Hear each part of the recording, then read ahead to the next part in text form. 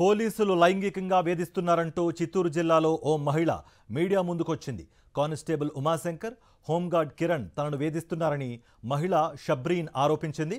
Constable Umashankar మత్తుమందు ఇచ్చి అత్యాచారం చేశాడని, విషయం బయటకు చెబితే తన 3 పిల్లలను చంపేస్తానని బెదిరించారని ఆవేదన వ్యక్తం చేసింది.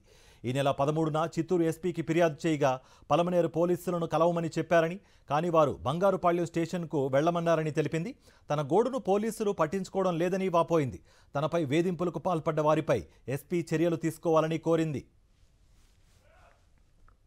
హరాస్మెంట్ చేస్తున్నాడు నన్ను. ఇట్లా ఇప్పుడు నువ్వు నన్ను బలవంతం చేశాడు కాబట్టి నేను చెప్తానని ఇష్టంగా నువ్వు ఒప్పుకొని నా దగ్గర రా, వస్తే ఇది తప్పు కాదు అనేసి నన్ను బ్లాక్మెయిల్ చేస్తూ ఎస్పీ దగ్గరికి వెళ్ళాను.